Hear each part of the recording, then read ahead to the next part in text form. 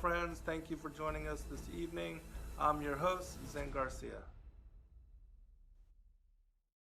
Is set in the legal record of Barrow County, so it can be found there. People can look it up for themselves and read and study and decide for themselves with regard to the whole question and topic. Yeah, that's amazing, dude. I was praying for you. Found out. I appreciate that. Yeah, I knew that you were going through some of this stuff, and that there was going to be a second round on this, and it was like that he was appealing and all that stuff. I was like, oh brother, man, Right. that's no fun. I know you were prepared for it and ready to go, but it's no fun. And to see it all finally thrown out, that's really awesome, man.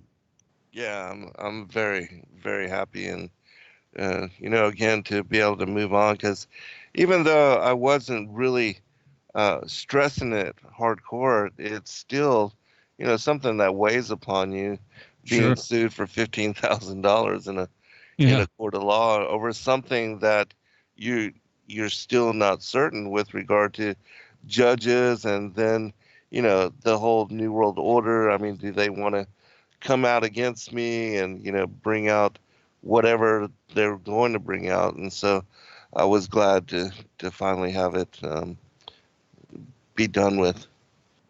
Yeah, that's awesome, and that just happened, just like what, this last week.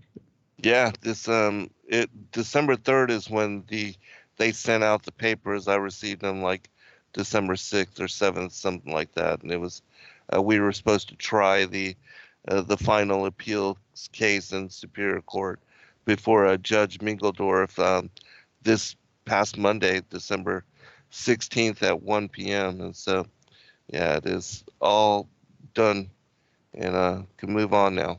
So I'm glad. Woohoo! Yeah, woohoo!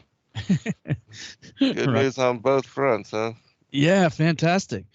Yeah, for anybody that's interested in checking out what happened with us over in South Africa, you can go to my YouTube channel. I just recently posted several videos, behind the scenes videos, on our progress out there, and just couldn't be happier and excited to be back in the saddle again here. Also, still actually a little jet lagged, which is kind of amazing for me because I typically don't get jet lag because I don't have like a normal sleeping schedule anyway. you know, Right. Man, I guess because it was nonstop go go go, and just like I was, always maintaining a high level of energy, and I don't know what it is, but ever since I've been back home, I've been like, like drooling That's on a my. long journey. How Oh, long did it man. take you? Yeah. Well, I split it up Yeah. with the holdover in London, and that's, Oh, right on. man, that's the way to go if you're gonna do something like that. Because it was pretty much like 11-hour flight. It's like 10. It was between 9 and 11 hours on each leg, and I had 11-hour holdover in London, so I could sleep for a good several hours, in a hotel room or something like that. But yeah, I don't know. Ever since I came back home, I'm like, oh man, I can't get my head back in the game again. But and like I'm a little scattered right now because literally within a second of going live, I was trying to get the YouTube going, and my camera's not working. I'm like, ah. Oh, no. But here we are. We're about ready to jump back in. I'm trying to remember where we left off. I know we dipped our toe in the Book of Enoch, but I don't recall actually really starting it. We went Yeah, through no. I 6, think right? we will begin it this evening. But it's so funny that looking at the globe, you would fly all the way to London, to go to South Africa. It's just it's so strange. But then when you look at it on the AE map, then it all kind of makes sense. Well, I did get some good video out the window. Of course, it was a night flight, so you don't really see anything. And I Hmm. had a window seat, but so I was flying into Cape Town. Was it Cape Town or London? I think it was Cape Town. Yeah, it was Cape Town. So I saw the sunrise, and it was actually a really beautiful shot. So you have this like hard black flat line, and then you have this somewhat of a dome-shaped halo as the light was beginning to enter, and just sort of like almost a rainbow color right on the horizon, accentuating the flatness. And I'm looking at the on-screen display, and it says we're at 36,000 feet. I'm looking out that window. I'm like, yeah, you're on crack if you're seeing a curve. Right. There's no curve there. Right. And I shot it. I got a really good shot of it with my iPhone. It's completely flat. So there was something that I was listening to our show that we did, the last one, and you were reading from the I think it was the Targum, and it said something about grabbing a stone for light in the Ark. Do you remember that? Right. Yeah. Yeah. That was the gold that was given to Adam, which was part of what would be the prophetic fulfillment later, the gold, the frankincense, and the myrrh. But a large piece of gold was to provide light. That's what they used. That I do remember that in, I think it was the Book of Adam and Eve. Right, exactly. Talking about the gold, frankincense, and myrrh, and it was the gold that illuminated the Cave of Treasures. Is that correct? Right. And so the Targum was backing that up. Right, exactly. Interesting. I posted a video today on Facebook. It was called "Were the Pyramids Built Before the Flood?" ? Have you seen that video before? It's interesting, and Doug Woodward, right? Yes. He's got a book out called "Rebooting the Bible." Right. And in that, he's making a really strong case for the Septuagint over the Masoretic text, and showing. Right. And I'm certainly aware that there's some major differences, even in the Genesis book that I published, the Genesis and the Synchronized Biblically Endorsed Extra Biblical Texts. In that book, I have Genesis in the King James and the Septuagint side by side, because there's some notable differences. Yeah, I have that. Yeah, and primarily in the lineages, it adds like 100 years to several of the post-flood guys leading up to Abraham.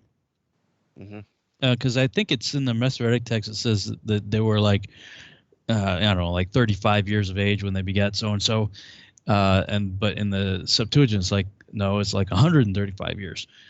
And when you add back in the hundreds to all these people, I mean, it shifts the timeline well over 600 years, like 650 something years, and then there's other additions, so you end up with like 1,000. And we've talked about this before. Where are we on the timeline? Yes, exactly. And the video, it's on my Facebook page. Let me see if I can share it for those who are watching on YouTube. Apologize, my camera's not working. I don't know what the deal is with that, but anyway, they can look this up on YouTube. Again, the title is "Were the Pyramids Built Before the Flood? Masoretic Text versus Original Hebrew." Oh, by the way, speaking of YouTube, we're still here. Yeah, and amazing, huh? Yeah. Right. I was a bit concerned about that while I'd never bothered to even look at it while I was in South Africa. And of course, the sweeping changes were supposed to begin on December 10th. Of course, it may be a gradual rollout as far as what they're doing, but right. I'm just happy to still be here. Happy to see that my channel's still here and that my videos are there, and absolutely, my count looks like it's still there. So praise God for that, and favor that it continues. But so if you could check that video out, there's a number of things in it that I do disagree with, that the person who created that video talks about, especially as it concerns the Melchizedek. Joshua, the Targum, some rabbinic commentaries and stuff, point blank tell you that Melchizedek that Abraham encountered after the Genesis 14 war was Shem. Right. But if the if the Septuagint timeline is correct, then that couldn't be. Shem was dead 500 years before Abraham. And of course, they provide no answer for who Melchizedek is, other than to say that, well, based on what you read in Hebrews, they not having any genealogy and no father and mother, that it has to be Yeshua. And I've always had a problem with that. Because no text supports that. Right. That's a massive assumption with no supporting text anywhere. But also because then you'd have a pre-incarnate, incarnate Yeshua ruling and reigning a geographic location for an extended period of time. Right. Right. So if it's not Yeshua and it's not Shem, then who could it be? And there's no other candidates that, if we consider it the Melchizedekan order that dates back to Adam, who has no father or mother. He came from dirt. That's why there's no genealogy. There's no explanation for who the Melchizedek is there. But I'll say, that whole timeline issue certainly opens up a can of worms. Yes. And certainly would require me to change all of my timeline charts, because everything that I've done has been based off the King James Bible, which comes from the Masoretic text, and Bishop Ussher and Ken Johnson and everybody else that goes off of that timeline. Mm-hmm. Yeah, and one of the books that I recently wrote, The Ancient Prophecies of Christ, goes into great detail of that 5,500-year prophecy. Yeah. Yeah, found in the Gospel of Nicodemus, the first book of Adam and Eve. Another text called the Angel Abaddon, the Angel of Death, the Cave of Treasures, and so a number of sources citing that particular prophecy. And I really just don't know how to conclude it with what we've been taught with regard to the 6,000 years, and so how much has been added, subtracted, minus, I still have to look into, and I think, what Doug has brought forth from the Septuagint is of great interest with regard to that particular prophecy. Yeah, I'm very intrigued by that 5,500 years things. It comes up a lot. Mm-hmm. In, right. Various ancient texts, and again, I don't know what to make of this, because it seems like it's just a huge tangled mess that's going to require a lot to try to untangle. Right. I don't buy the Melchizedek deal that this guy talks about. He also talks about the Great Pyramids, and he says there's no evidence of flood damage. But Dr. Robert Schoch, who's somebody I've actually met and did a conference with, his sort of claim to fame was finding that there was water damage done to Giza, specifically the Sphinx. But he talks about the whole Giza Plateau. So I'm of the opinion that the Great Pyramid was built by the House of Shem, based on the prophecy that was given to, I think it was given to Adam about the flood, and that there were two monuments that were built. And to me, it fits the description of the Isaiah 19 monument that's in the center, and at the in the center and the border of Egypt. Well, it's right there on the dividing line between northern Egypt and southern Egypt. So it's in the center of Egypt and on the border of Egypt, and there's no other monument there. Right. That, at least in my mind, that fits the Isaiah 19 prophecy. So I don't know, lots of interesting things to think about. If you haven't seen it, you probably should check out that video. And anybody listening, if you're interested, you could check it out as well. Yeah, I'll definitely check it out. But I'm in full agreement with you with regard to Shem being Melchizedek. There's numerous texts. Even here in the writings of Abraham, it says, Shem ruled in the city of Shalom, and he was called Melchizedek, for he reigned as king under his father Noah, and was priest of the Most High God. What text is that? This is the writings of Abraham, which speak about Abraham being led when he was 13 years old to the tent of Shem and Noah, and that he remained there for 39 years and was brought up in the Melchizedekian priesthood, and taught in the in the same ways that Noah had brought Shem up. Yeah, when I was putting together some of my timeline charts, I was pointing out that that exact same story. Of course, that's related in quite a bit of detail in the Book of Joshua, Yes. and that he was there during the construction and confounding of the languages at the Tower of Babel. Right. Because he was on the run from Nimrod, and Yes. he was hiding out there. He was Right. being preserved there. Yes. So yeah, I don't know what to make of it. Like anything else, I'm willing to say, okay, well, if it's wrong, it's wrong, and trash all the old work and put out some new stuff. But there's still problems with even this new information that I'm struggling with, and a lot of things don't make sense, specifically the Melchizedek thing. So I don't know. I don't know what to make of it.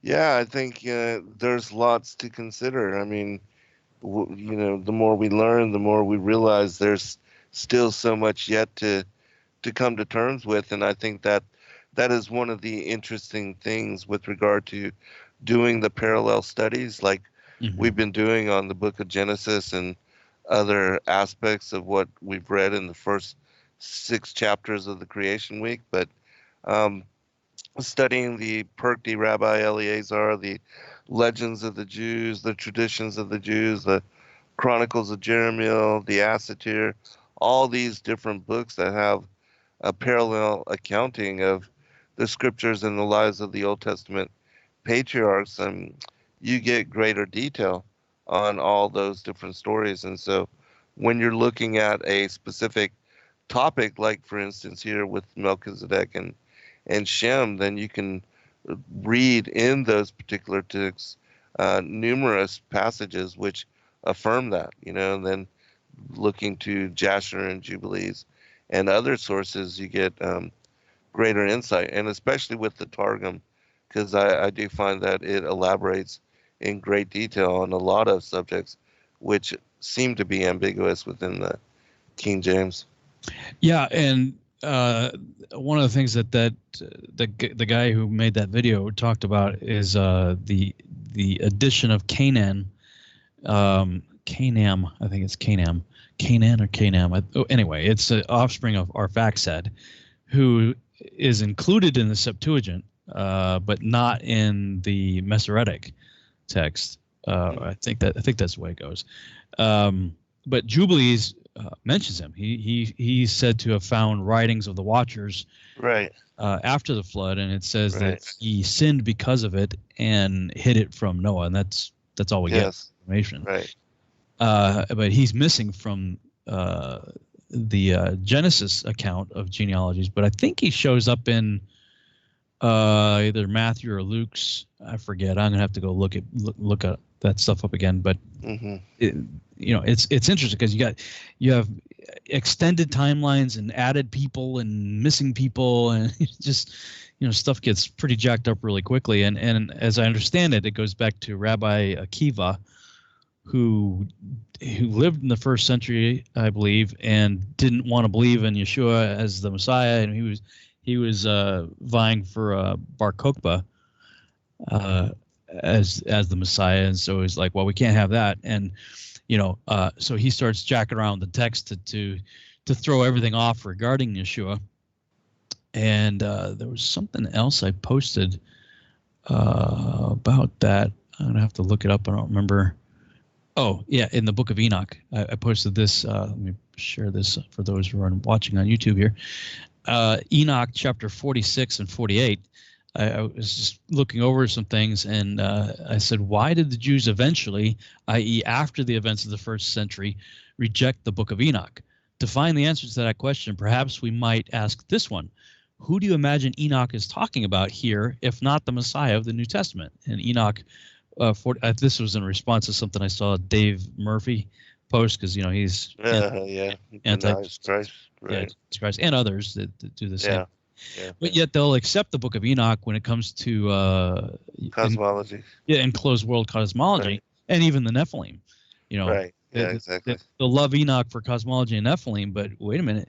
Enoch 46, 1 and 2 says, "There I beheld the Ancient of Days, whose head was like white wool, and Yes. with him another, whose countenance resembled that of a man. His Mhm. countenance was full of grace, like that of one of the holy angels. Then I inquired of one of the angels who went with me, and who showed me every secret thing concerning this Son of Man, who he was, whence he was, and why he accompanied the Ancient of Days. He answered and said to me, This is the Son of Man, to whom righteousness belongs, with whom righteousness has dwelt, and who will reveal all the treasures of that which is concealed. For the Lord of spirits has chosen him, and his portion has surpassed all before the Lord of spirits in everlasting righteousness." And Enoch 48, picking up in verse 2. In that hour was the Son of Man invoked before the Lord of spirits, and his name in the presence of the Ancient of Days. Before the sun and the signs were created, before the stars of heaven were formed, his name was invoked in the presence of the Lord of spirits. A support shall he be for the righteous and the holy to lean upon without falling, and he shall be the light of nations. He shall be the hope of those whose hearts are troubled. All who dwell on earth shall fall down and worship before him, shall bless and glorify him, and sing praises to the name of the Lord of spirits. Therefore the elect and the concealed one existed in his presence before the world was created and forever. So it sounds a lot like John chapter 1. Exactly. In his presence he existed, and has revealed to the saints and to the righteous the wisdom of the Lord of spirits, for he has preserved the lot of the righteous, because they have hated and rejected this world of iniquity, and have detested all its works and ways in the name of the Lord of spirits. For in his name shall they be preserved, and his will shall be their life. In those days shall the kings of the earth and the mighty men who have gained the world by their achievements become humble in countenance. For in the day of their anxiety and trouble their souls shall not be saved, and they shall be in subjection to those whom I have chosen. I will cast them like hay into the fire, and like lead into the water. Thus shall they burn in the presence of the righteous, and sink in the presence of the holy, nor shall a tenth part of them be found. But in the day of their trouble the world shall obtain tranquility. In his presence shall they fall, and not be raised up again, nor shall there be anyone to take them out of his hands and to lift them up, for they have denied the Lord of spirits and his Messiah. The name of the Lord of spirits shall be blessed. And there are other similar references in the Book of Enoch. So for those who reject the New Testament Messiah known as Yeshua, who repeatedly referred to himself as the Son of Man more than any other title, who then is this character that Enoch is talking about? Exactly. Enoch's a very messianic book, so you can understand why. Certainly. Yeah, the Hebrews, they love the Book of Enoch up until the first.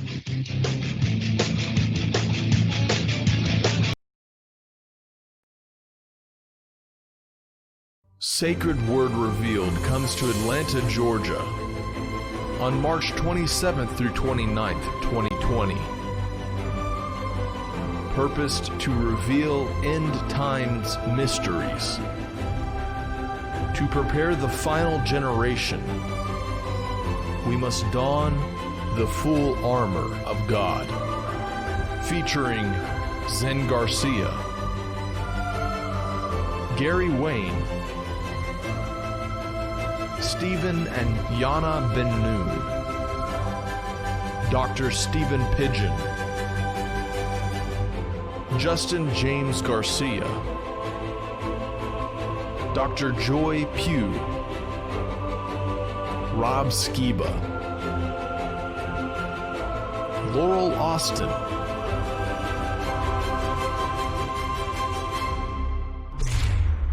buy your tickets now at sacredwordrevealed.com.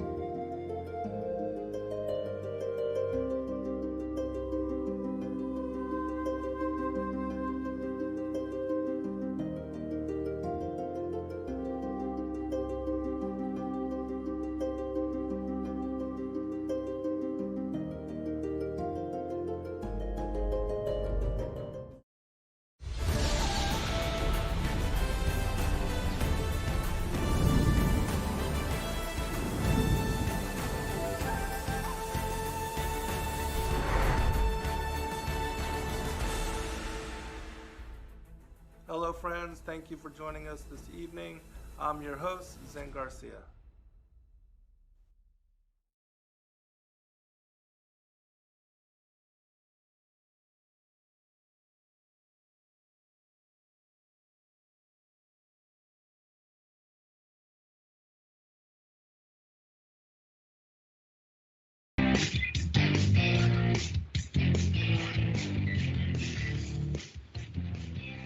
And we're back on the Revolutionary Radio Project. I'm your host, Rob Skiba, and I'm joined here with Zen Garcia. And right before the break, I was reading from the Book of Enoch, chapters 46 and 48, talking about this individual known as the Son of Man, who is there with the Ancient of Days and who is referred to as his Messiah. So there are many such references, not just in those two chapters, but all through the Book of Enoch. So you can see why, after the first century, this book that was favored by the Hebrews and quoted quite extensively by the authors of Scripture and referenced in different ways, all of a sudden fell out of favor. And then after about 160 AD, when Julius Africanus shows up and says, "Yeah, I don't really think the Genesis 6 is talking about angels there," slowly it began to fall out of favor with Christians as well.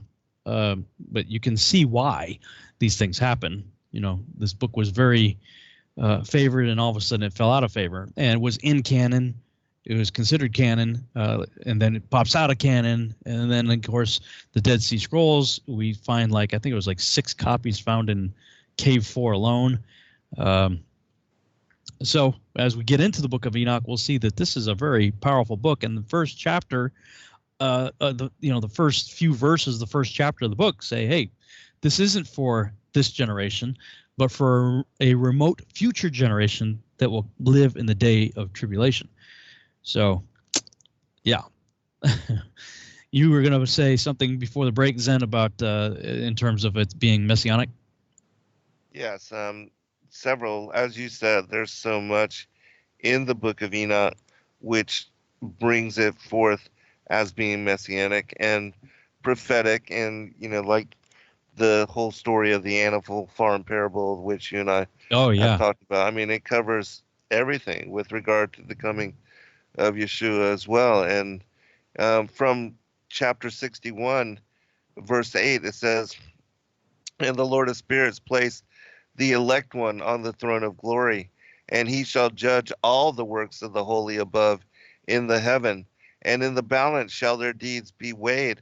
And when he shall lift up his countenance to judge their secret ways according to the word of the name of the Lord of spirits, and their path according to the way of the righteous judgment of the Lord of spirits, then shall they all with one voice speak and bless and glorify and extol and sanctify the name of the Lord of spirits." So, I mean, there's so much, and I agree with you with regard to better understanding the whole Genesis 6 and what it's speaking about with the sons of God as the angels of heaven interdicting themselves into the affairs of humanity.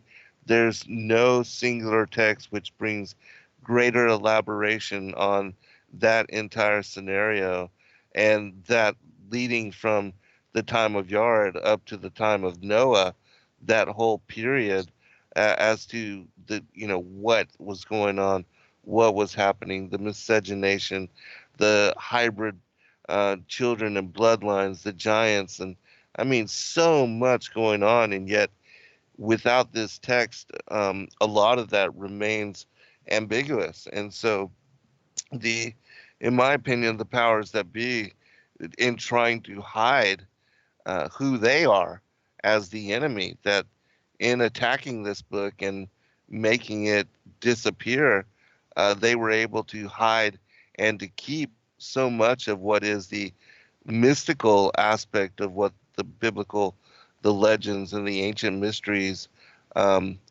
able to hide all of that. Even, the giants, because the giants are found interwoven all throughout Scripture. Mm-hmm. And not understanding this, you can't make sense of the connections with all the rest of it. Even, a lot of people realize, oh yeah, the story of David and Goliath, but they don't many may not understand the connections to Genesis 6 and also to the the decree to wipe out every man, woman, and child in the land of Canaan who was of this particular hybrid bloodline. And so, Yeah, yeah, for sure. While you were talking, I was looking online for an edition that we can read from. Of course, I have it in print. I know you do as well. I think I was trying to see which translation this was of the Book of Enoch. You could go to book-ofenoch.com was the first one that popped up when I just did a quick Google search. Looking at it just at a glance here in the introduction, it's actually got a pretty extensive introduction and talking about the history of the Book of Enoch and who considered it scripture and who didn't, and who quoted it and who considered it authoritative. It's got quite an extensive list of various characters throughout history. It looks like this is the Lawrence edition, Archbishop Lawrence. I published the R.H. Charles edition. That's the one that I published in my Genesis and the Synchronized Biblically Endorsed Extra Biblical Text volume. So I'm going to go ahead and read from this Lawrence one. I'm not as familiar with the Lawrence translation. Are you familiar with the Lawrence versus the Charles, or any differences between the two? I am. I'm familiar with both, and there's not great, and as far as the 3,000 L's, there's a slight variation on that. But yeah, they pretty much follow together. There's just some word variation, but I like both of them, and I like doing a parallel study. And yeah, so that would be cool to have I wonder if anybody's ever done a parallel R.H. Charles and Lawrence side by side translation. Are you aware of anybody that might have done something like that? No, well, we yeah, we released the collected works of Enoch. We released both translations, the the Charles and the Lawrence, and you can go to reluctantmessenger.com, and both of them are found on that website as well. Did you release them as a parallel or just in separate editions? No, it's in separate, not in parallel. That would have been, I think, somebody that does that and takes the time to do that, that would be a really awesome parallel study to bring forth. Yeah, I think it would. There's another one I have here on my bookshelf, The Complete Books of Enoch by Dr. A. Nyland. I think she's a woman. The author, Dr. Nyland, is a woman. Have you seen her edition of Enoch? I don't believe so. I know there's another one, the Yahweh Restored edition, the Sacred Name Restored edition as well. And then there's one that Steve Quell put out, the Book of Enoch, the Sky Tripper or something like that. Yeah. I also have the Ancient Book of Enoch by Dr. Ken Johnson, his edition, and the Joseph B. Lumpkin edition, which I'm pretty sure he's using R.H. Charles. Right, yeah. Most of them are using R.H. Charles or the Richard Lawrence. What I liked about Dr. Nyland's version is she puts quite a bit of commentary throughout it. And nice. I love the commentary. Footnotes. Yeah, links it to, she pulls out various other texts that, go along with it. And what really freaked me out, and it was in the Apocalypse of Abraham, because let's see here. I'm looking at what chapter is this? Chapter 8 of Enoch talks about Azazel and how he taught humans to make swords, knives, shields, breastplates, and so forth, and the use of anatomy and whatnot. And in her footnote on Azazel, let me just save it to when we get to chapter 8, because that might be a good time to really unpack that. You want to we'll go to start at the beginning here, chapter 1. Sounds good. It could take us another 14 hours to get to chapter 8. Right. The way we were going before.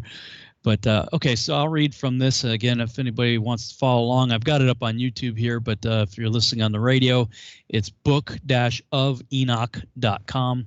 That's where I'm reading from, and it appears to me that this is the Lawrence translation. So, Enoch chapter 1, the word of the blessing of Enoch, how he blessed the elect and the righteous who were to exist in the time of trouble, rejecting all the wicked and ungodly. Enoch, a righteous man who was with God, answered and spoke with his while his eyes were open, and while he saw a holy vision in the heavens, and the angels showed me.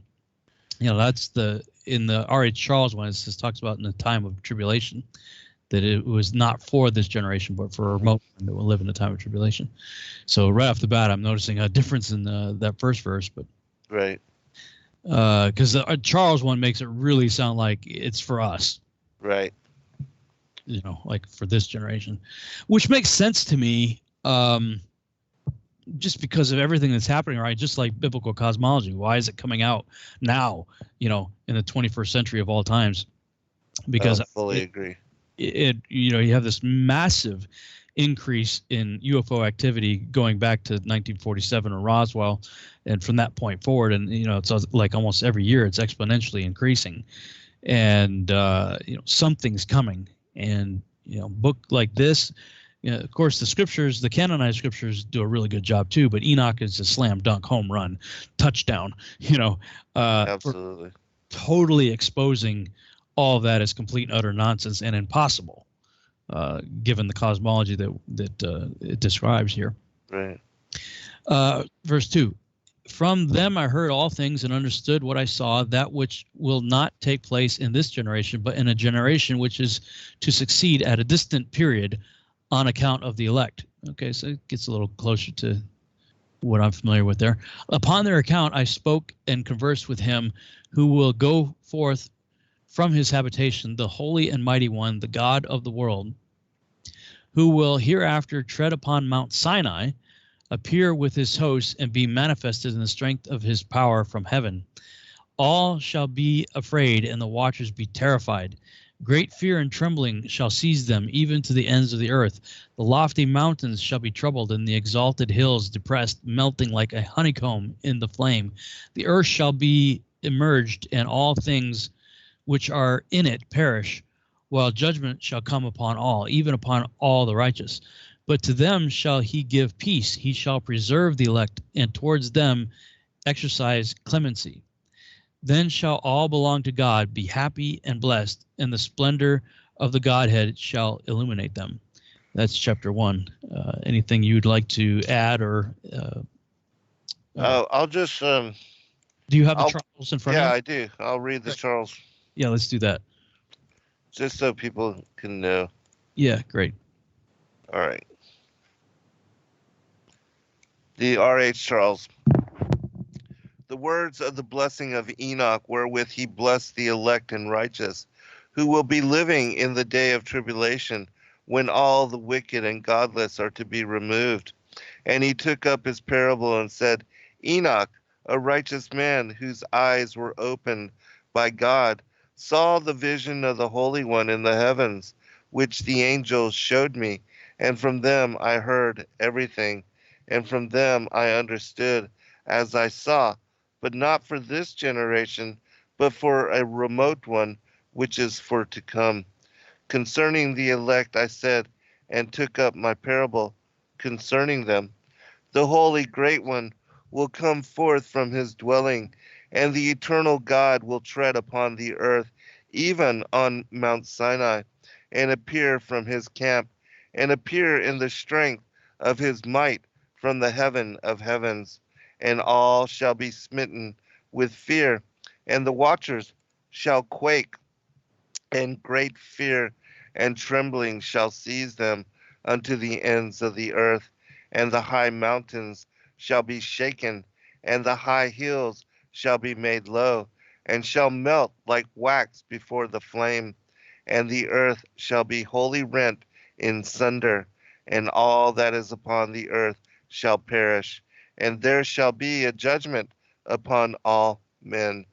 But with the righteous he will make peace, and will protect the elect, and mercy shall be upon them. and they shall all belong to God, and they shall be prospered, and they shall all be blessed, and he will help them all, and light shall appear unto them, and he will make peace with them. And behold, he cometh with 10,000s of his holy ones to execute judgment upon all, and to destroy all the ungodly, and to convict all flesh of all the works of their ungodliness which they have ungodly committed, and of all the hard things which ungodly sinners have spoken against him. Uh, against him. And that's the end of chapter 1. Yes, that's interesting. In the Charles version, it extends chapter 1. I wonder if, let me look at chapter 2. Okay, so chapter 2, that's weird. Yeah, that's quite different, this translation. Mm-hmm. Chapter 2 is really short. It looks like it's only one verse. And that is what they have in chapter 2 here, you had in chapter 1, or Charles did. Mm-hmm. Yeah, so the divisions are different. Yeah, chapter 3 looks different too. Interesting. Well, yeah, that's good. Maybe we'll do this. We'll just kind of alternate. Yeah, and that's a good idea. And see. Something that popped out when you were reading the Charles version, who's to be removed? Yeah, the wicked. Yeah, well, I mean, that's backed up by scripture. Who goes first? Right, the tares. Right, exactly. The whole Left Behind theology is just completely jacked up. Pre-trib rapture. Sorry, guys. It's just not supported by the canonized text, nor is it in the Book of Enoch. And as you pointed out earlier, we'll get to it eventually, as towards the end of the book, the animal apocalypse. Right. Sort of the Animal Farm version of history. And that's what's fascinating to me is Book of Enoch gives you from the creation of Adam all the way to the very end. And it does it as an allegory. It tells the whole story. And in chapter 1, even in both the Charles and the Lawrence version, it says that he will appear on Mount Sinai. Mm-hmm. That's pretty cool. Mm-hmm. Yeah, absolutely, because that fits right along with Revelation, Well, Moses, Mount Sinai, if we were to believe that Enoch is a pre-flood text, mm-hmm. it's telling you that he's going to appear on Mount Sinai. Moses is something like 800 years after the flood or something like that. Mm-hmm. That's pretty awesome. Yeah, it is. And one last thing with regard, it's interesting that in the Assater, the secret book of Moses, it speaks about Adam being given 5 manuscripts before he was cast out of paradise.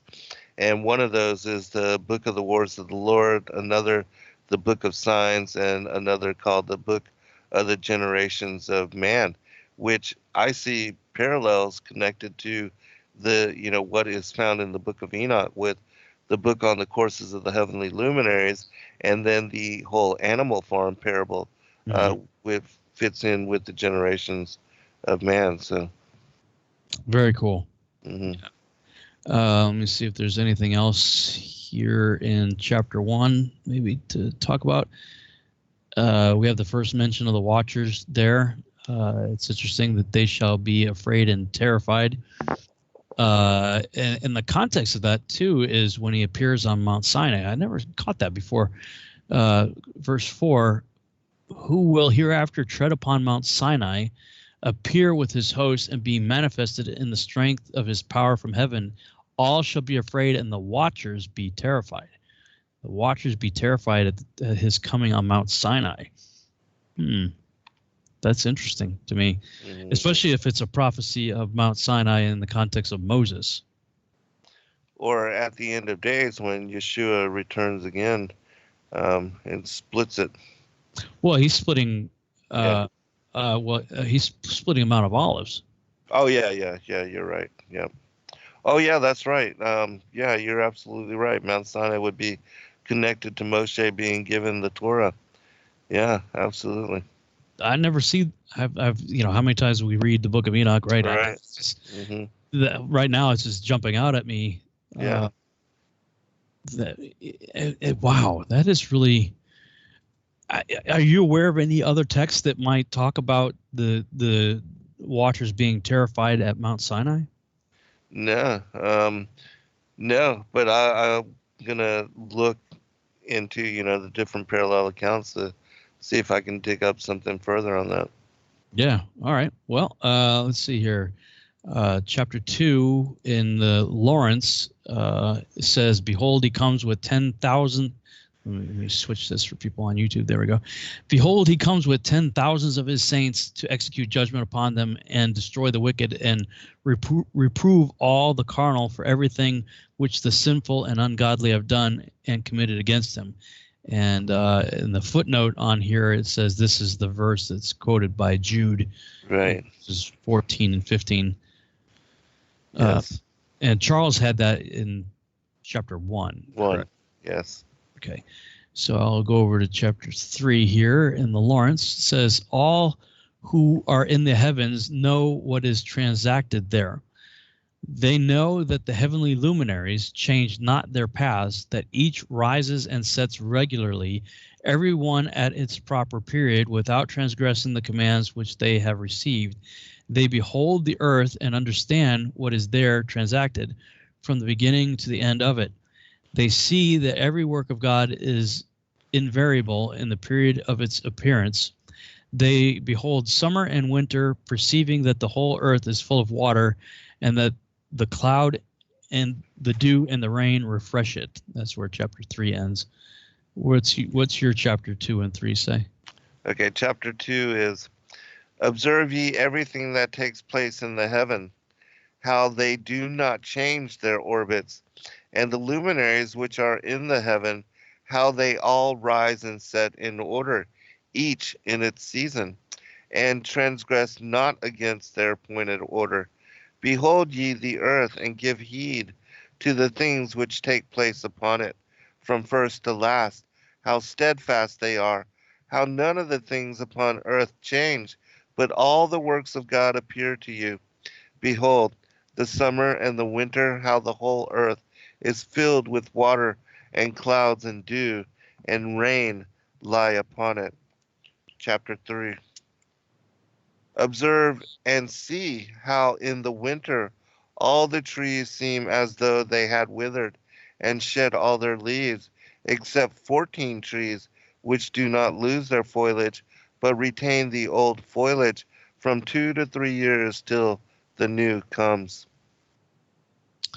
Yes, that's chapter 4 in Lawrence. It says, "They consider and behold every tree, how it appears to wither, and every leaf to fall off, except of 14 trees, which are not deciduous," I don't know what that word, "which wait from the old to the appearance of the new leaf for 2 or 3 winters." That's just kind of a cryptic, kind of random verse there.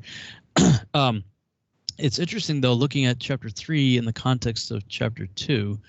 He's coming with 10,000 saints to execute judgment upon them, to destroy the wicked and reprove all the carnal for everything which the sinful have done.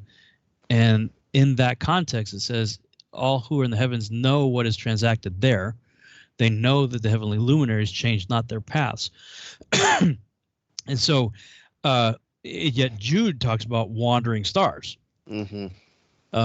So it appears to me that, and we'll get into it later in the Book of Enoch, that there's a class of angels known as the heavenly luminaries, that what we call stars up in the sky are in fact sentient beings. And this is actually confirmed by the canonized text in a number of places throughout the Bible, Old and New Testament, where the stars and the constellations are interchangeably referred to as angels and the hosts of heaven, and the hosts of heaven also interchangeably being a reference for the stars and constellations as well as the armies of God.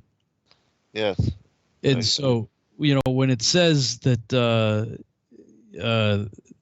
the armies of God follow him who's on the white horse there in the book of Revelation, a lot of people think, and I used to be one of them when I was in the pre-trib rapture camp, we're going to get raptured up there. We're going to have the marriage supper of the Lamb. We're going to hang out, party in heaven, while God, the wife beater,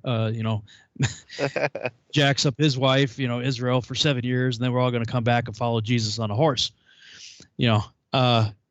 So many people teach that Mhm. it's going to be the Christians riding back on the horses. It doesn't say that. It says the armies of heaven Right. follow behind him, and nowhere is a bride considered an army, Mhm. or even in the army.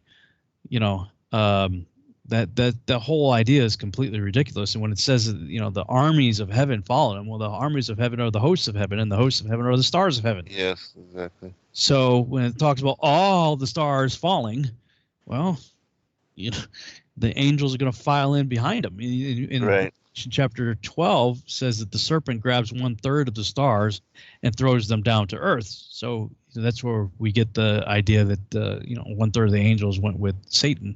Right. So those are coming down, and then when the sky splits open and Yeshua comes on the horse, the armies follow behind him, and the armies are the hosts of heaven, and the hosts of heaven are the angels, and he's the captain of the heavenly hosts. So, Yes. Again, preacher rapture and dispensation theology and all that, it really jacks up the text completely.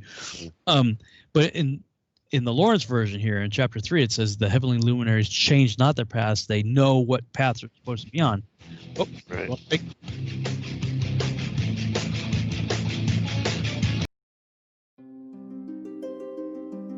Sacred Word Revealed comes to Atlanta, Georgia on March 27th through 29th, 2020. Purposed to reveal end times mysteries, to prepare the final generation, we must don the full armor of God. Featuring Zen Garcia, Gary Wayne, Stephen and Yana Ben Noon, Dr. Stephen Pidgeon, Justin James Garcia, Dr. Joy Pugh, Rob Skiba, Laurel Austin,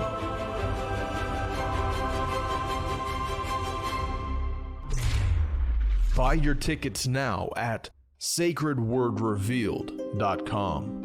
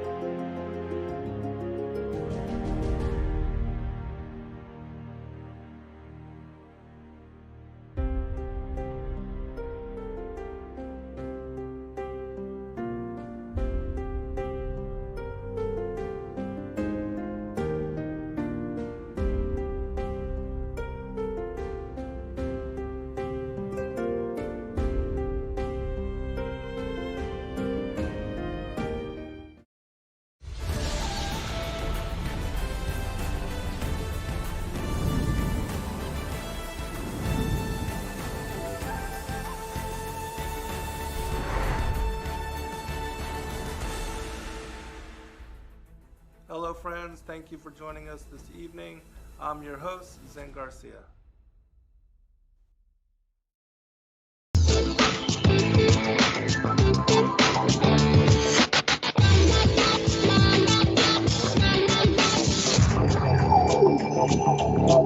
And we're back on the Revolutionary Radio Project. I am your host, Rob Skiba, for the second hour of the broadcast. Wow, this is flying by as usual. I'm joined with Zen Garcia, and we are talking about the Book of Enoch. Right before the break, I was talking about the issue of the heavenly luminaries and how all throughout Scripture the word star and angel is used interchangeably, as well as the hosts of heaven, interchangeable for the stars, constellations, and the armies of heaven.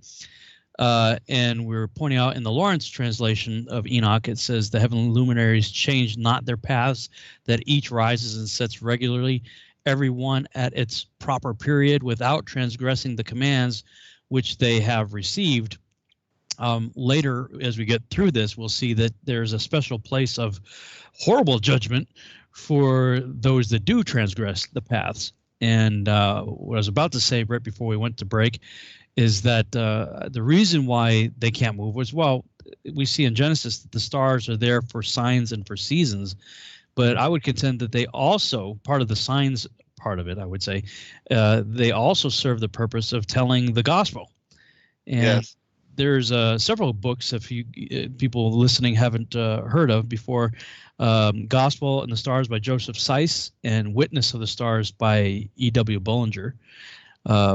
Both really cool books. And another book I got by Andrew Gabriel Roth, I haven't really gone through it as in depth, Wheel of the Stars. It looks like it sort of follows the same concept, that they're telling a story. And if memory serves, it was in, I don't remember if it was Bullinger or Seiss. I think it was Seiss, maybe both of them, talk about how there are different houses of the constellations, and they're grouped in certain ways. And just like the four Gospels, you have four houses of three, Right. that each sort of tell the gospel story in their own way. Just like, Matthew, Mark, Luke, and John are all telling the same story, but there's little nuances and little things, that each one has that, is different from the other ones. And so if the stars are up there telling a story that is about God's entire plan, then, if the stars deviate and move and change, then they mess up the story, which is why, Yahuwah gets so mad about that. Right. Anything you wanted to share on the concept of the gospel and the stars, or anything that we've covered so far? Yeah, I believe that, the reason and the purpose for the Mazzaroth is to also, like all of creation, tell the story of the coming of Christ and how redemption, preservation, and salvation is through him. Even the story, even like what we talk about with the seed line wars, it's also found in the Gemini, the twins, and the enmity between the seed of the woman and the seed of the serpent. All of that plays out in similarity. And so, yeah, I absolutely do believe that the story of the Mazzaroth is the story, of the fall of humanity, how we need to be redeemed, and Christ's war against Satan, the dragon, and how he tries to usurp the same thing of the, trying to overthrow, and 1/3 of the angels of the Most High being led astray. That it's all the same narrative. When you really understand the deeper aspect of it, it's all telling the same story of what is the core tenets of our faith. Mm-hmm. Yeah, and in the book of Jude, it talks about the wandering stars that are reserved for judgment. And when I'm looking at that, I'm going, wait a minute, why does God need? Because people say, well, that's the planets, and they do, because the word wandering there is planetes. That's the word from which we get our word planet. But in every case, it's talking about planeo, planetes, all of those various versions of the word all have to do with deception, deceit, wandering from truth. over and over and over again. It's talking about wandering from truth. So when we say planet Earth, for instance, we're saying the wandering, deceptive Earth that takes us away from the truth of God's word. Yeah, that's so cool. But it says that these wandering stars are reserved for judgment. And if we're to say wandering stars are planets, why does God need to judge a rock? Why does he need to judge gas balls? He judges sentient beings that transgress his law. So exactly, and that scripture doesn't really make any sense if we're just thinking about planets. But if we're thinking about sentient beings, and I think it was, I'm trying to remember if it was the first or second Guardians of the Galaxy movie, where the main bad guy was a planet. It was a sentient planet.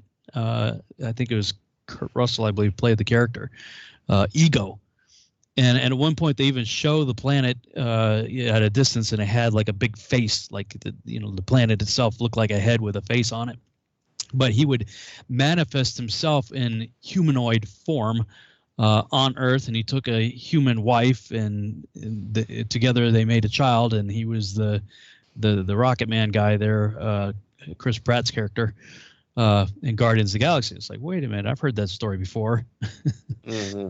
Wandering stars that came down to Earth and mated with women and created the gods of antiquity, the men of renown, things of that. And isn't it interesting that what Jude calls wandering stars, what we now call planets, just so happen to be named after sentient beings that the ancients worshipped as gods?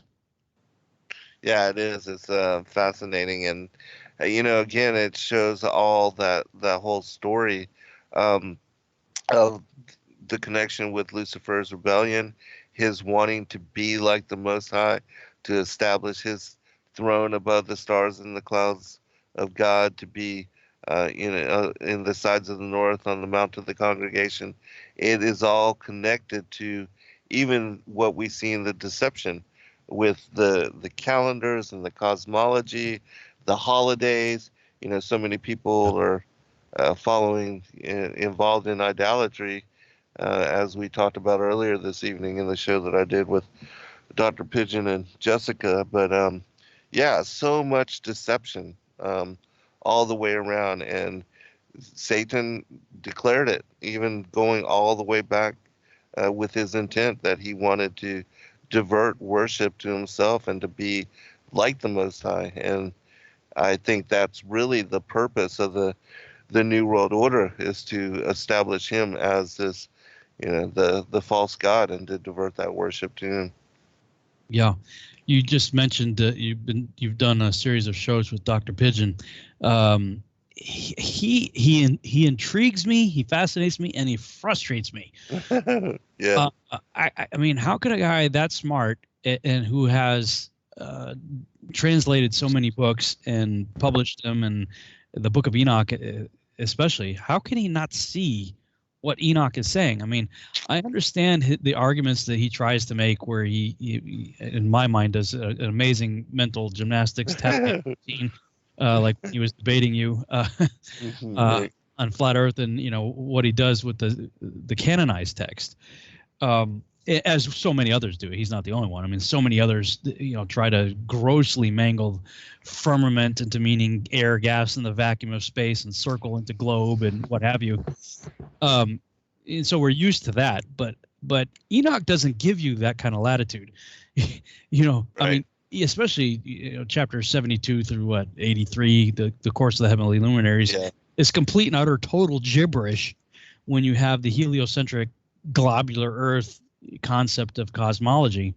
I mean, it makes no sense at all. I mean, have you challenged him on that? I haven't listened to your shows that you've done on with him, but we did the whole debate together. But that was mostly you were dealing, as I recall, it seemed like you were dealing more with the canonized text, right? And we were,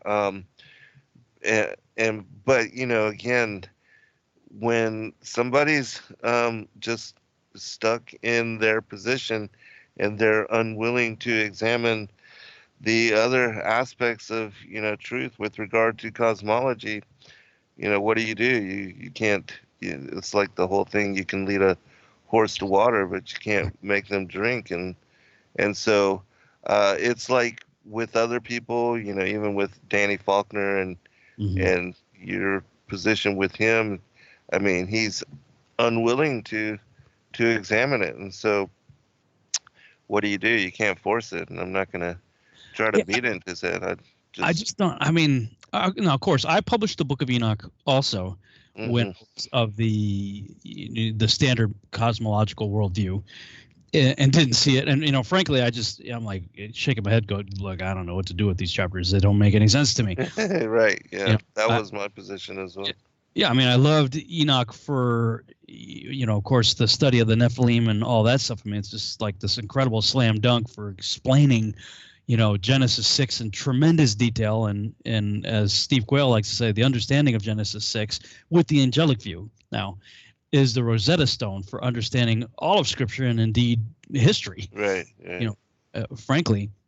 And Enoch is the book that gives us this tremendous amount of detail. Right. So, all Absolutely. these guys, Steve Quayle, Tom Horn, L.A. Marzulli, and all these other guys that love Enoch for that Right. are all like, oh, no, no, no, no. Yes. I mean, what is it? Chapter 86, or I forget the chapter, but one of the later The chapters. lofty roof. Yeah, I mean, it tells you like 4 or 5 times hmm that the lofty roof, which is a hard structure, opened up, and Genesis tells you the windows of heaven. Windows are put into hard, Yes. solid structures, opened, and it like 4 or 5 times it says that it filled that enclosure. Mhm. Now, of course, again, I published it myself and didn't see it, right. but once you just look at it, like there it is. I mean, and of course, you have that whole section, chapter like 10 or 12 chapters on the course of the heavenly luminaries, which is total gibberish in the standard model cosmology. Yes. And yeah, I mean, I might give somebody like L.A. Marzulli or Tom Horner, maybe some of these guys, a pass, but Dr. Pigeon, I can't give him a pass on that one. He's Hebrew scholar. Yeah. Yeah, he's Captain Hebrew Scholar. right. He's like, he created the Sefer, just this massive gargantuan work of art, and publication, and claiming to be a Hebrew scholar. And it's like, dude, how can you read this and not see what it's saying? Yeah. Yeah, and again, it goes back Steve Quell, Tom Horn, all those guys. I mean, even with the guy he does shows with, I forget his name right now, but Derek Gilbert. no, the other guy that did the Holy See with him, Oh, Timothy Alberino. yeah. Because I was doing shows with Timothy until Mhm. he found out that this was my position and quickly cut me off and never spoke to me again. But I pray for them and I respect them all. And Yeah, me but too. I don't understand how they don't see it either. I mean, because if you just look at and examine the text with open-mindedness, and there's no other way to decipher it, no other way to explain it. It does not make sense in a heliocentric worldview. You have 14 chapters where it speaks about the motions of the heavenly luminaries, not one passage attributed to the motions of the earth. You have the whole story of Joshua's long day, Mhm. the sun and the moon. He's given authority over, not the earth and the moon. I mean, and then the story of Isaiah 38, the sundial, sun going back 10 degrees on the sun. None of that stuff can be explained or make sense of in any other model than the way that we explain it. Mhm. And you can easily understand it when you open yourself to that possibility, but yet nobody wants to. And a lot of people firmly do believe into and buy into NASA and, all the work supposedly that they have put out and that they've done. even though it's crazy because you see in Bart Cybrell's the funny thing happened on the way to the moon, how they tried to use the window of the lunar module Right. to fake and to hoax that the Earth is a globe or spherical in shape. I mean, if that doesn't throw out their credibility, what does? Yeah. You know? I mean, so I don't get it. Yeah. Good point. Well, let's continue here in the Book of Enoch. I'll do a screen share here again. Chapter 3, 4. Let's see. Yeah, so the chapters are different in the Charles versus. So you read about the trees already, so I read Right. that. Let's see. I guess we're on 5, and that'll take us. I'll do 5 and 6 because that'll get us right into. Well, at least in the Charles version, I don't know where it does here in the Lawrence version, but 6 of Enoch is the parallel to Genesis 6. So, chapter 5 in the Lawrence translation. Again, they consider the days of summer, and the sun is upon it at its very beginning, while you seek for a covered and shady spot on account of the burning sun, while the earth is scorched up with fervid heat, and you become incapable of walking either upon the ground or upon the rocks in consequence of that heat. Chapter 6. They consider how the trees, when they put forth their green leaves, become covered and produce fruit, understanding everything and knowing that he who lives forever does all these things for you, that the works at the beginning of every existing year, that all his works are subservient to him and invariable, yet as God has appointed, so are all things brought to pass. They see, too, how the seas and the rivers together complete their respective operations, but you endure not patiently, nor fulfill the commandments of the Lord, but you transgress and calumniate. I'm not sure what that calumniate or whatever. His greatness and malignant are the words in your polluted mouths against his majesty. Ye withered in heart, no peace shall be to you. Therefore your days shall you curse, and the years of your lives shall perish. Perpetual execration shall be multiplied, and you shall not obtain mercy. In those days shall you resign your peace with the eternal maledictions of all righteous, and sinners shall perpetually execrate you, with the ungodly. The elect shall possess light, joy, and peace, and they shall inherit the earth. But you, ye unholy, shall be accursed. Then shall wisdom be given to the elect, all of whom shall live and not again transgress by impiety or pride, but shall humble themselves, possessing prudence, and shall not repeat transgression. They shall not be condemned the whole period of their lives, nor die in torment and indignation, but the sum of their days shall be completed, and they shall grow old in peace, while the years of their happiness shall be multiplied in joy and with peace forever, the whole duration of their existence. That's chapter 6. Where does he get to the angels here? It must be chapter 7. Okay, so why don't you go ahead and read the parallel of that? I'll say the Lawrence translation's hard to read.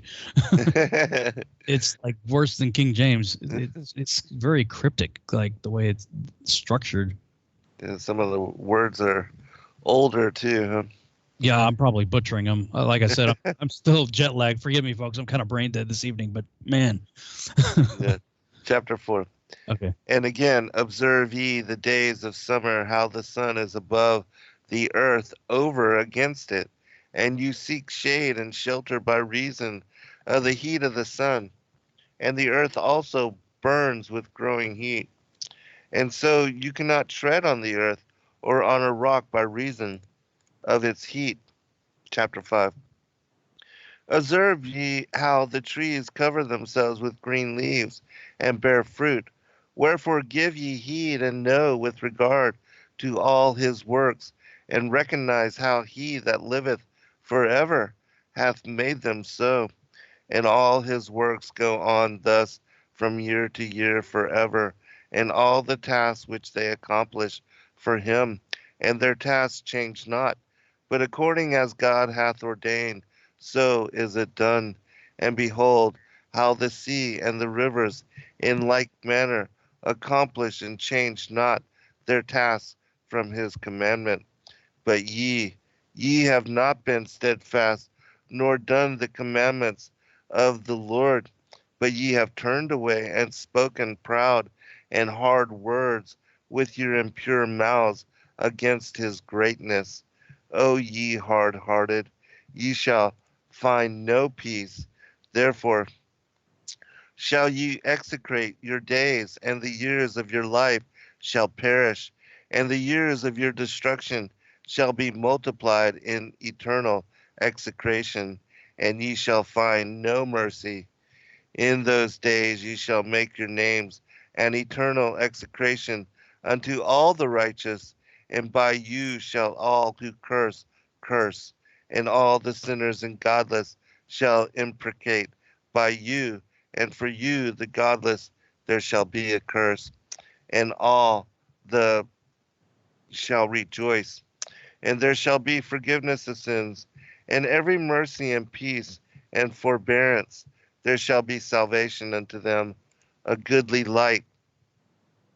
And for all of you sinners, there shall be no salvation, but on you all shall abide a curse. But for the elect, there shall be light and joy and peace, and they shall inherit the earth. And then there shall be bestowed upon the elect wisdom, and they shall all live and never again sin, either through ungodliness or through pride.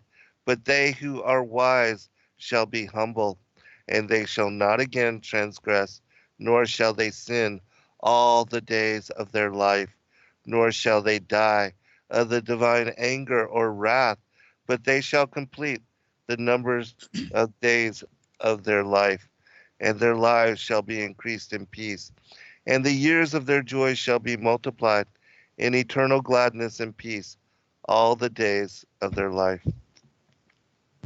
I actually had to look up the word execrate.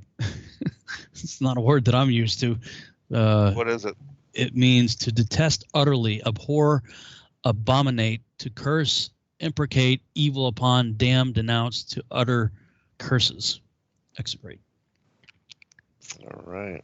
And yeah, to express great loathing for is another definition for it. Mm-hmm. So, I was surprised that the Charles version also had that in there. And I'm like, yeah, I got to look this up. Right. So in the Charles version, it's chapter 6, which parallels Genesis chapter 6. Right. As we get into the angels. In the Lawrence version, it's in chapter 7, and it's considered section 2. So the Book of Enoch is historically divided up into sections with like different themes for each section. And so section 2 certainly appears to be where we get into the issue of Genesis 6. So in the Lawrence version, it's chapter 7. In the Charles, is chapter 6. I'll read it here in the Lawrence. It happened after the sons of men had multiplied in those days, that daughters were born to them, elegant and beautiful. And when the angels, the sons of heaven, beheld them, they became enamored of them, saying to each other, come, let us select for ourselves wives from the progeny of men, and let us beget children. Then their leader, Semjaza, said to them, I fear that you may perhaps be indisposed to the performance of this enterprise, and that I alone shall suffer for so grievous a crime. But they answered him and said, we all swear and bind ourselves by mutual execrations. Now it's using execrations again. It's implications, I think, or imprecations in the Charles, I believe, right? Right. Mm-hmm. Mutual imprecation. That we will not change our intention, but execute our projected undertaking. And they swore all together and all bound themselves by mutual execrations. Their whole number was 200, who descended upon Ardis, which is the top of Mount Armon. Okay, Armon being Herman. I haven't heard Ardis before. Is that in the Charles also? Ardis? Ardis? It says no, Mount Hermon here. Okay, so Armon being a derivative spelling of Herman. That mountain, therefore, was called Armon because they had sworn upon it and bound themselves by mutual execrations. Now I just read that execrations was expressions of loathing, curses. That's kind of bizarre. Anyway, 9, verse 9. These are the names of their chiefs. Semjaza, who was their leader. Oh boy, I'm going to butcher these names here. Arakabaramil, Arakabaramil, Kabil, Tamil, Ramuel, Danel, Askiel, Sarakniel, Asiel, Armors, Batral, Anain, Zavib, Zem, Saviel, Artiel, Turel, Yam, Yael, Arazel.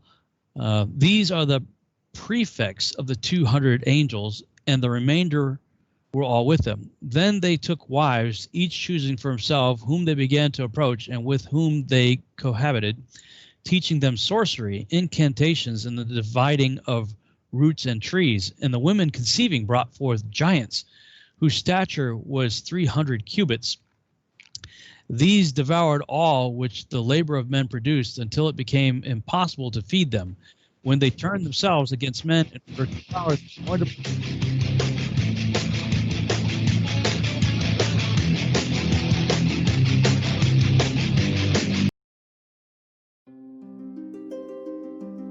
Sacred Word Revealed comes to Atlanta, Georgia on March 27th through 29th, 2020.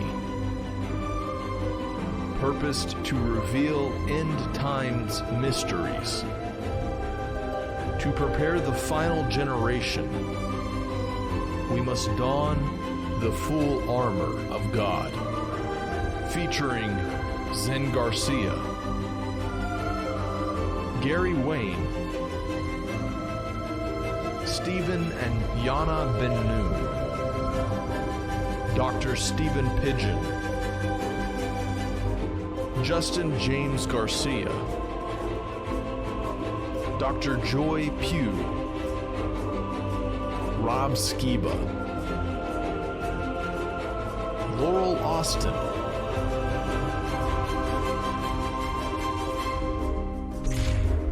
buy your tickets now at sacredwordrevealed.com.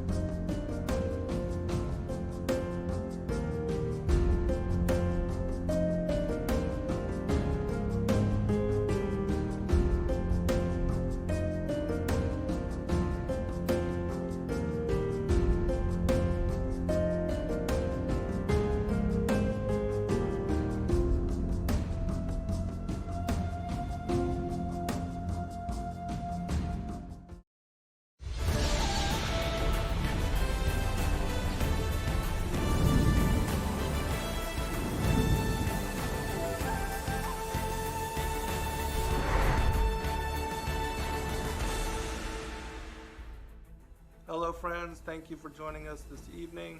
I'm your host, Zen Garcia.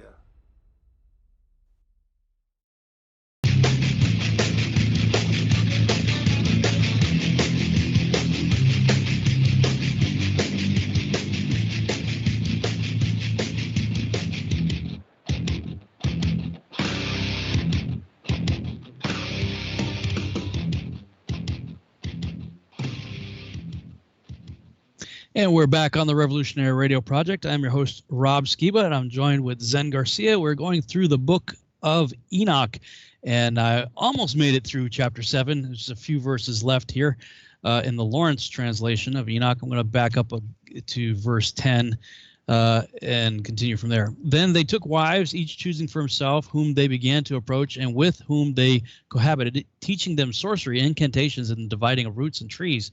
And the women conceiving brought forth giants, whose stature was each 300 cubits.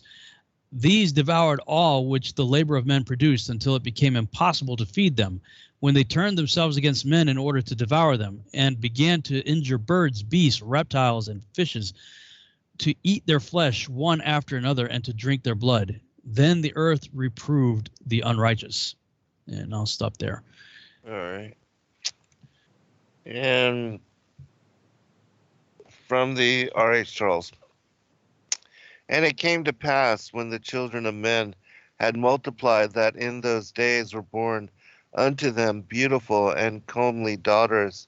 And the angels, the children of the heaven, saw and lusted after them, and said to one another, Come, let us choose wives from among the children of men, and beget us children.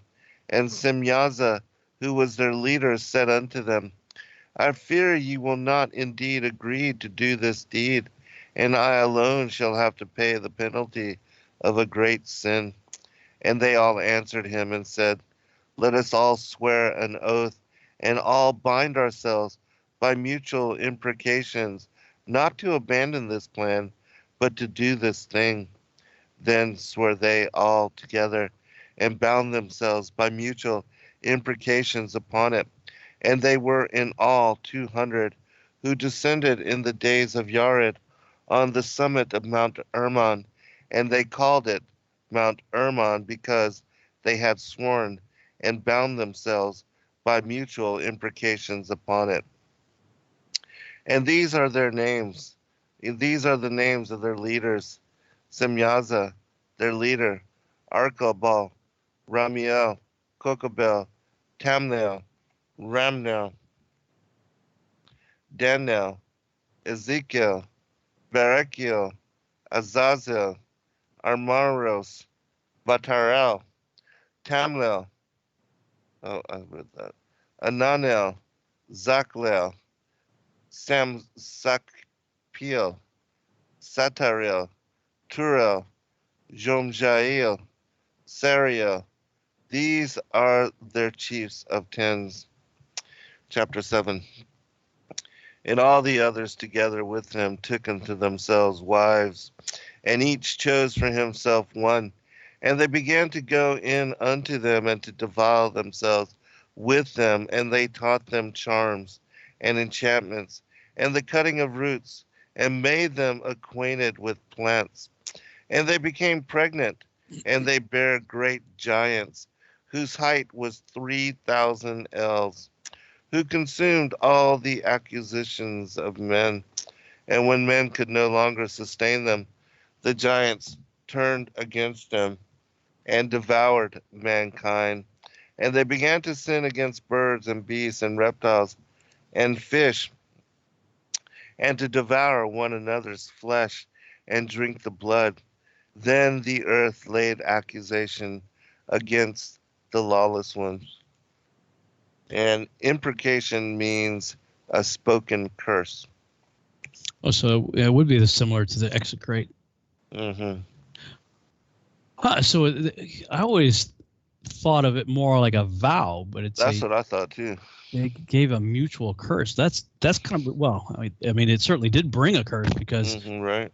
Samjaza, he's like, look, I have a feeling I'm going to go through with it and you guys aren't, and I'm going to be the one that has to pay for this. And they identified it as a great sin. Right.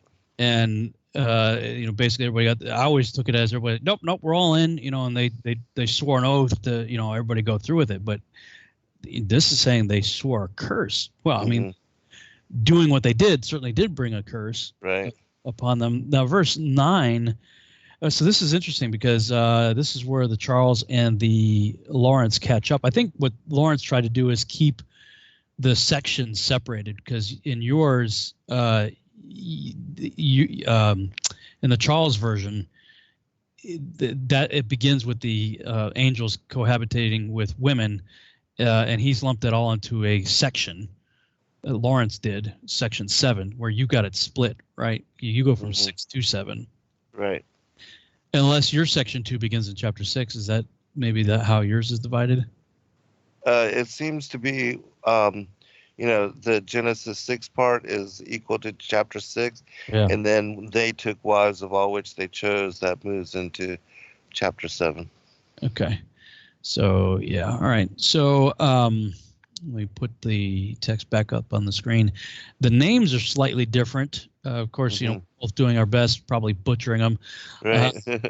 But you had, some pretty significantly different names in verse 9. And I'm looking at Dr. Nyland's. She also appears to be quoting from the Lawrence. Hers looks similar to my list. She has a footnote there. It says Aramaic texts have an earlier catalog of the Watchers' names, and it's also a derivation of them. So that's kind of interesting. Yeah. What I found interesting, though, is they pick women for themselves to be wives, but first they start teaching them how to mess with plants, right, before they were able to conceive.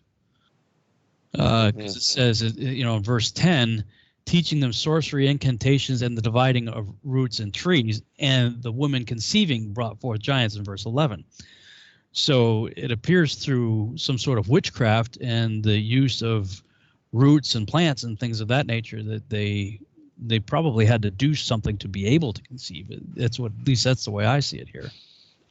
Yeah, well, again, it could be some kind of genetic type of something that made it, possible. Prepares them for conception. Right. Now, the Charles version says that their stature was 3,000 ells. Dr. A. Nyland, as well as, she's, I guess, probably using the Lawrence here, cites it as 300 cubits. Right. Which I find interesting, that's the same dimension as the length of the ark. Mm-hmm. It was 300 cubits in length, which is roughly 450 feet. Somebody in the chat room was saying that 3,000 ells is 2.1 miles, I think they said. Well, Lawrence doesn't agree with that. Neither does Dr. A. Nyland. And I've read other things, too, as well, assigning the 3,000 ells to 300 cubits, which is still massive. 450-foot giants. Right. We think of that like, our brains can't even calculate that, conceive something like that. Although the Greeks had no problem with that. They called them the Titans. Yes, exactly. In fact, in the, I think it was Wrath of the Titans or Clash of the Titans, one of those movies, when they're resurrecting Kronos, they bring him back and they depict him as a 450-foot tall, massive giant. So, we have a hard time with it, but the ancients certainly didn't. Right. And it seems, the stories, like even that of Og in the Book of Jasher, he was a very much larger stature. So, of course, growing to such massive sizes, they were very hungry. You got to maintain that metabolism, so they start eating everything. Eating people, then they start, so this is where it appears that we see carnivores enter the scene. Right.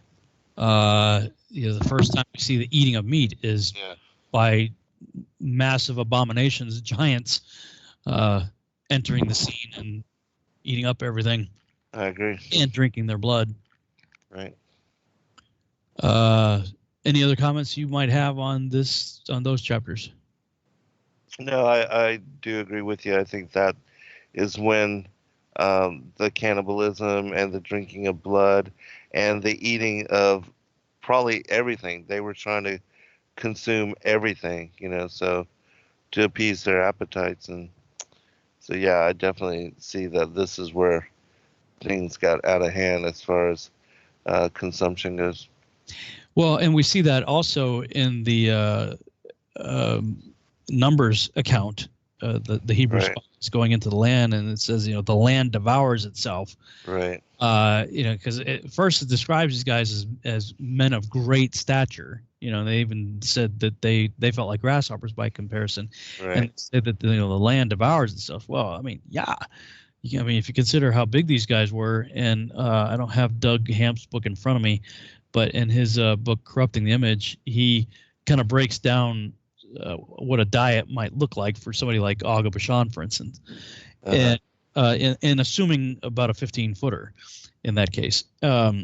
I forget how many. It was like dozens. It was dozens or hundreds. I think it was dozens of cheeseburgers and pizzas, and like just what he would have to take in terms of caloric intake, just to maintain his metabolism.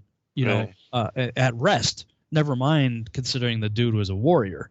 Right. So, I mean, just to keep your heart beating, you got to consume so many calories. And, Doug was likening that to, cheeseburgers and pizzas and stuff, how many he would have to eat. It was quite a large number. But when I was looking at the text of the Book of Numbers, and it talks about the Hebrew spies bringing one cluster of grapes, and it took two and a pole, carrying this. When I was doing my research for my second book, Archon Invasion, and I just happened to be looking at that account there, Sheila brought in a bowl of grapes, and there was a good-sized cluster, a single cluster of grapes in that bowl. And so I was like, huh. So I went into the bathroom, and I held up the cluster of grapes to my head just to get a size comparison. And, the cluster of grapes that I had was pretty close to the size of my head. So I'm like, oh, that's interesting. For scale purposes, I started to think, how big would these grapes have to be before I couldn't carry them myself? I would have to grab a buddy and a pole to make it work. And so I using 3D software, created a man with the size grapes, right beside his head. And I scaled the grapes up to the size that and weight that I figured it would have to be before I would need help carrying it. And when I did that and sized up a person with the head proportionate to the size of the grapes that I was scaling up, it came up to a minimum of 25, 26 feet tall. Wow. And I was looking, I'm like, wow, wait a minute. It looks to me like the size of the grapes that we're told about here gives you the scale of the giants. That you're looking at a minimum of 20-footer. Right. Yeah, it's interesting, considering the crops that couldn't have just grown naturally. There had to have been some kind of weirdness implemented there to get crops to grow of that large size as well. And, them feeding giants and giants living in that land, that perhaps even with the way that they were able to breed with these women, even though the Kebra Nagah says that they were born unnaturally and split open the navels of their mothers and came forth that way and killed their mothers in being born. Perhaps they used some other kind of incantation or magic or something of that nature to create crops of that large size as well. Well, I mean, it makes sense that they would have to, maybe this is, we can understand the spirit behind GMOs. Right. I mean, for 5,000-6,000 years, depending on which timeline you want to go with, as we talked about at the beginning, right, yeah, we had no problem eating tomatoes just the way they were. Tomatoes, whatever. Different foods are fine just the way they were. And all of a sudden, we got to genetically modify everything, and well, actually, I think we can go ahead and jump into chapter 8 because I want to talk about antimony. So that's where it's in the, I think maybe both translations might parallel each other at this point, but we are introduced to Azazel in Enoch chapter 8. So let me share the screen here. What do we got? 15 minutes left to broadcast. Okay. Enoch chapter 8 in the Lawrence translation. Moreover, Azazel taught men to make swords, knives, shields, breastplates, the fabrication of mirrors, and the workmanship of bracelets and ornaments, the use of paint, the beautifying of the eyebrows, the use of stones of every valuable and select kind, and of all sorts of dyes, so that the world became altered. Now, the Lawrence translation doesn't use the word, but Charles uses antimony here. He taught antimony. Verse 2, impiety increased, fornication multiplied, and they transgressed and corrupted all their ways. Amazarach taught all the sorcerers, the dividers of roots.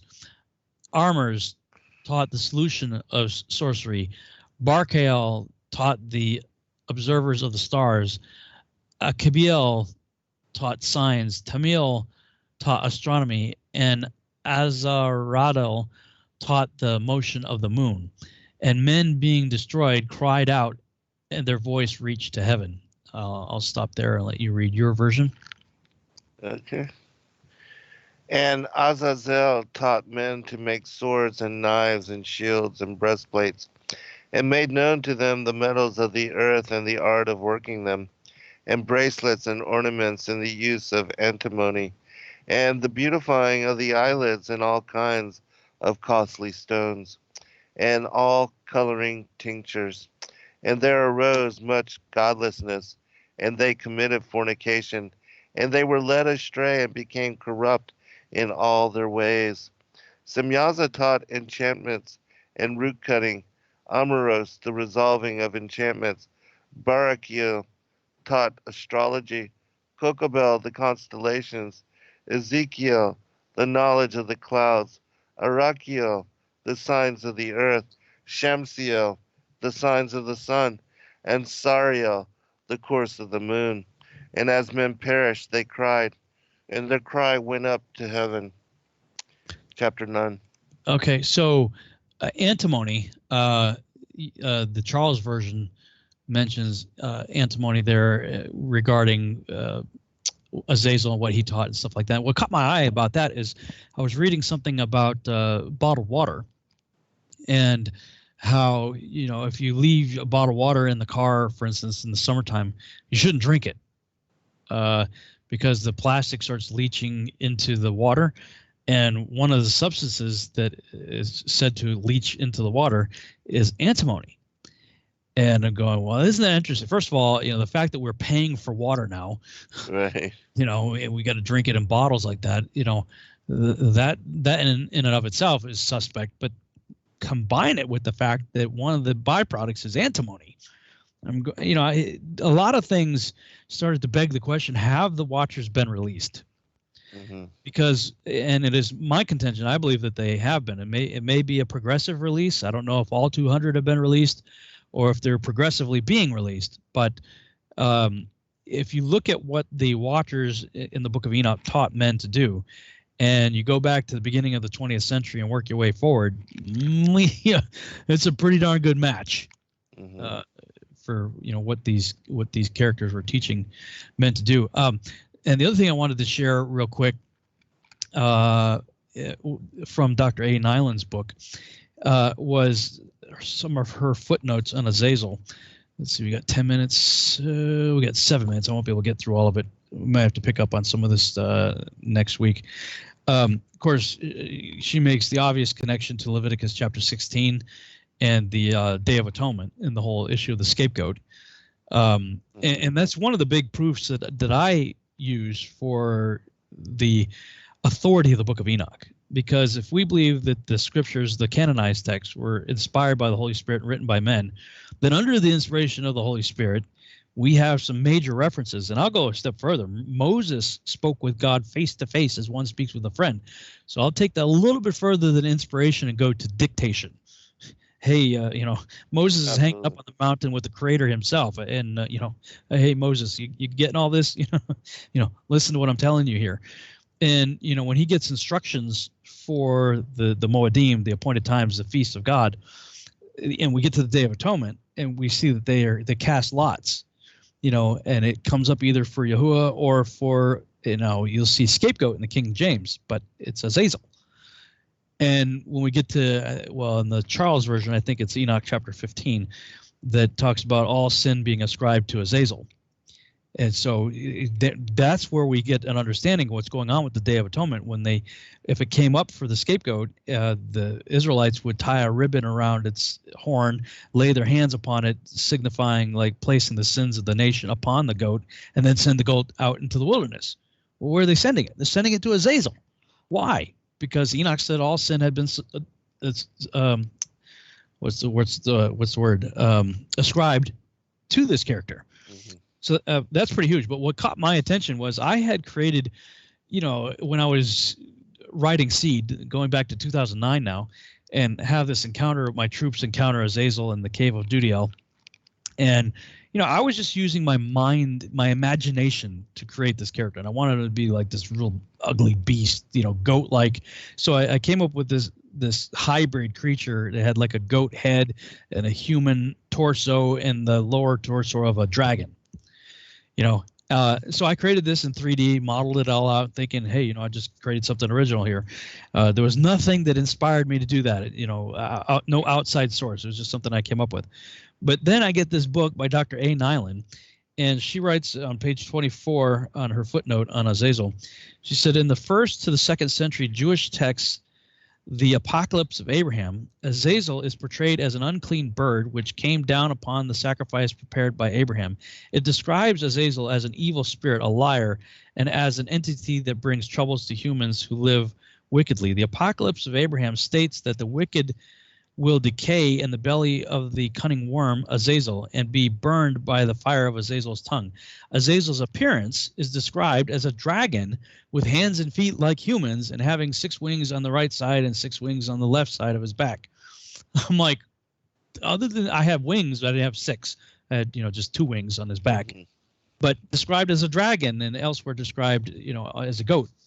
So apparently in the Apocalypse of Abraham, he's described very much the way I depicted it, and I never read that. I've never seen it anywhere. I was like, "Whoa, okay." You should read that text. It is it's pretty profound. The Apocalypse of Abraham. Yeah, it's one of my favorites. Oh yeah, it's something I'll have to check out. Well, we've got looks like 5 minutes or so left of the broadcast. Did you have any other comments or 3 minutes? Any other comments that you'd like to make? I will make, since you're talking about Azazel, in the Apocalypse of Abraham, Azazel is the serpent in the garden that beguiles Eve, and it ascribes the seed of the evildoers, just as it in Isaiah 14, where it talks about Lucifer being the abominable branch. It ascribes Azazel as being the father of the evildoers, the wicked, the tares, and so that's one of the reasons why it is one of my favorite texts, because it goes through that whole seed line enmity between the seed of the woman, seed of the serpent, and connects the serpent, it being a dragon. As you said, that Azazel has feet and legs like a man, but yet wings like a dragon, and is described as a feathered serpent. And so there's that whole connection again. That's the Genesis 3 story. That's interesting because so many different Hebrew texts have a different name for the serpent in the garden. Right. Samael, of course, we would say Satan. Right. You're saying that it was an Apocalypse of Abraham that said it was Azazel? Yeah, Azazel, yes. There are other names too. I can't think of it in my head, but I wonder. So it makes me wonder if they're actual names or if they're not. Seem to be titles. Yeah, like Samael means the viper of God, the angel of death. Satan, we know, is the adversary. And even Semyaza means my name is Aza, which Azazel, is Aza plus El. And so it seems to be the same kind of thing. Several people earlier in the chat room were asking about, what's the deal with these names ending in L? Is my understanding L is just is God, and Right. it's preceded by a word that means something of God. Right. And they were all angels, and so they were all angels of God, sons of God, even before their fall. So, Yeah, and that's something I would point out too, because some people get they get this idea in their mind that fallen angels are like a different breed of angel. And I say, no, look, especially when it comes to, I got Rh negative blood. Does that mean I'm unredeemable? Because I personally believe Rh negative entered the human genome as a result of the Genesis 6 experiment. I said, look, no, angels are angels, just like humans are humans. There are bad humans and there are good humans. And the bad humans are humans that chose to do something wrong. And fallen angels are just good angels who chose to do something wrong and then became bad angels as a result of that. Exactly. Right. They're not another breed of angel. Right. So, well, it looks like we got about 10 seconds left. Hey, Zen, this was awesome. Thanks so much for coming on again. Always a pleasure, brother. And We'll catch you on my show next week. Yep, next week on Zen's show, which is, what is that, the 26th? So, guys, next week on Zen's show. Thank you guys so much. Is that all?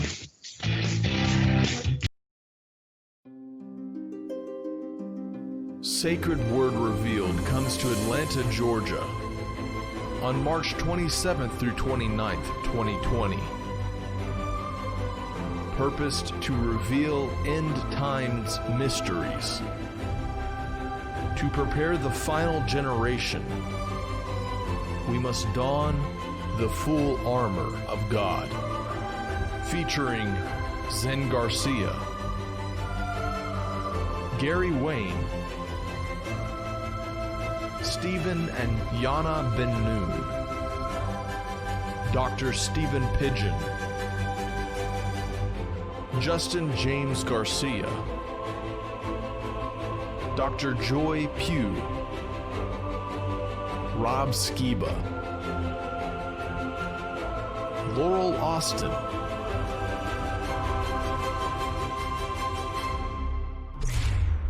buy your tickets now at Sacred Word Revealed.